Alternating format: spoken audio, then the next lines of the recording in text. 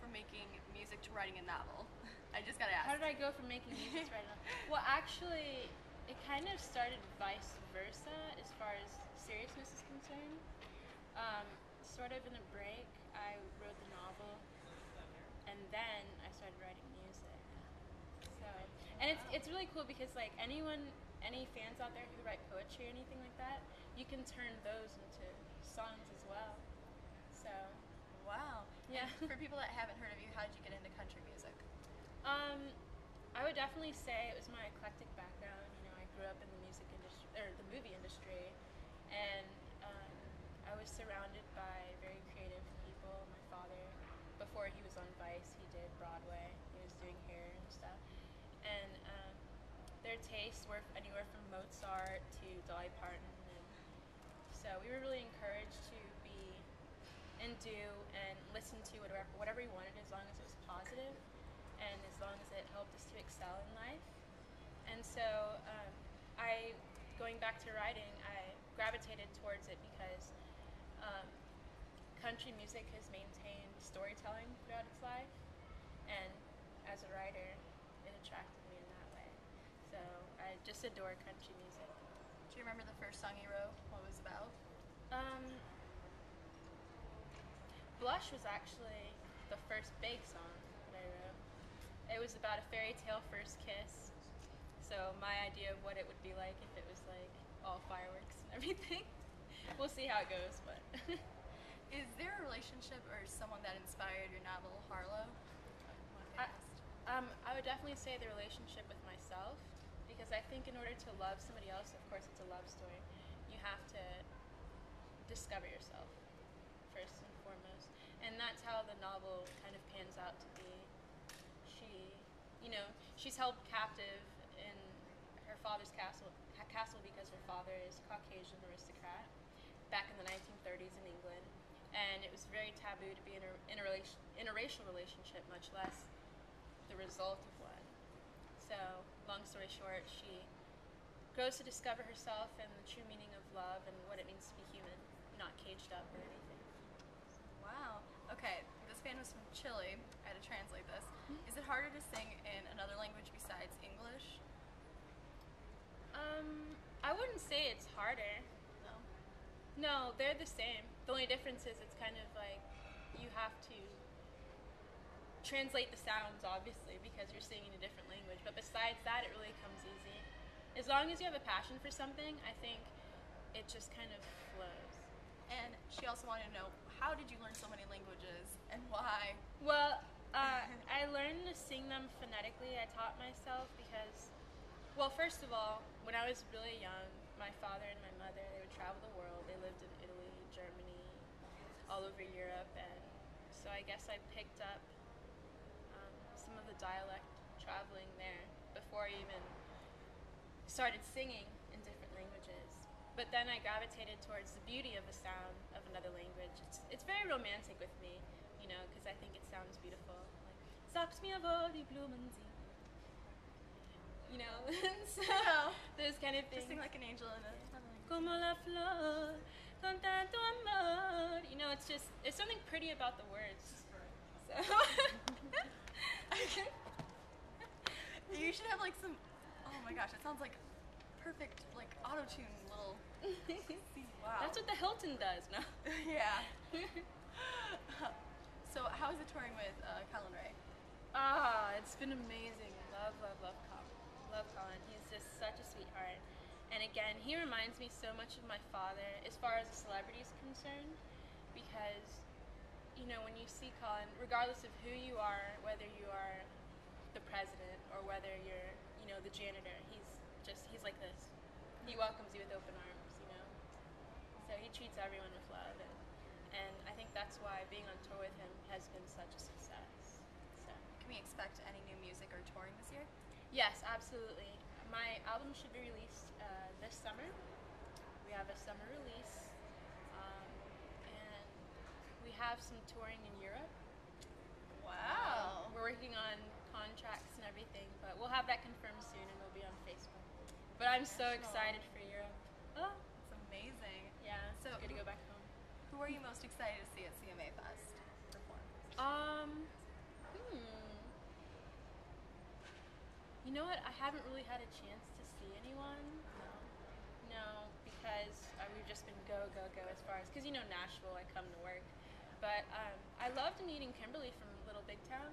We had a big green room we shared for the parade before we went and did the wave, and I met her, and I think she's just beautiful and really wonderful. So, you've done a lot of charity work and incredible things. Can we expect more of that soon? And how did you get into them? You know what? Charity work is so integrated. It's really integrated with who I am. So I think as long as I'm alive, I'll be giving. So you can definitely expect that forever.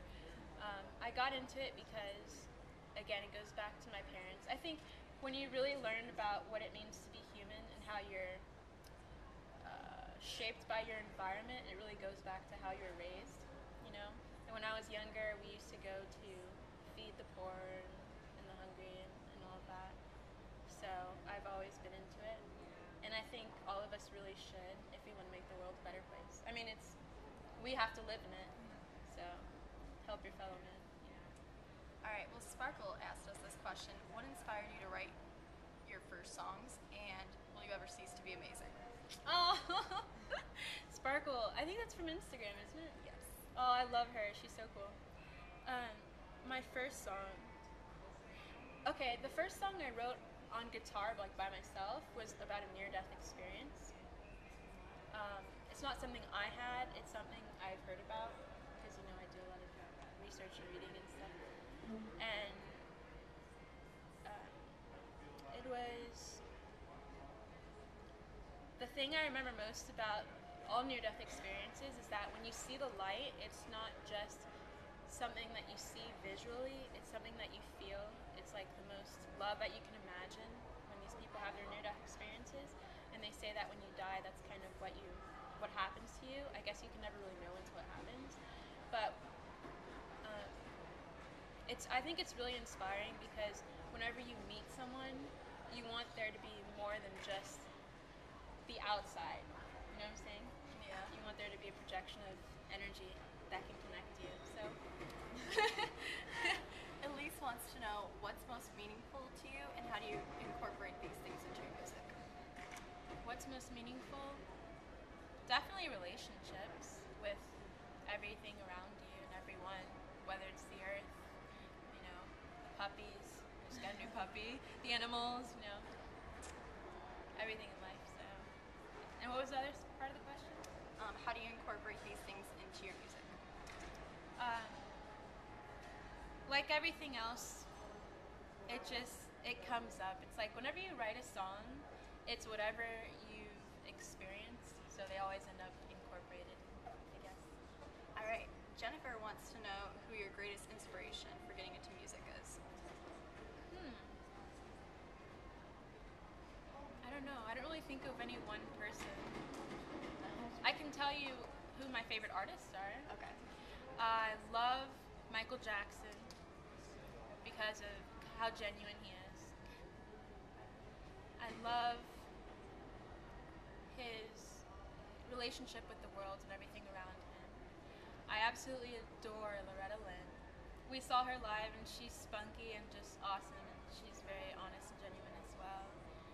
Bobby Gentry, Hank Williams Sr., of course, the legends. And Ashley wants to know, when you come up with a song idea, how does your writing process go? It can it's so sporadic, there's really no, it's not like math, like, okay, this equals that equals plus, Yeah. Squared, whatever. It just kind of comes. It's like, just flows, I guess. And Rusty wants to know, do you have any advice for any children that want to get into music when auditioning for things?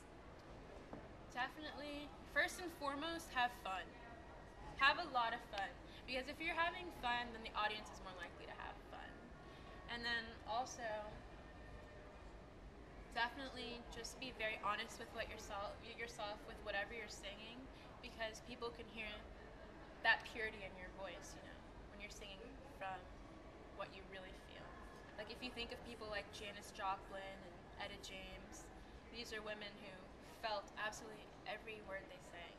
You know, whether they lived it or not, they felt it, and you can really feel that from the audience perspective. All right, and Scarlett wants to know, do you believe in the story of a song or the feeling of a song?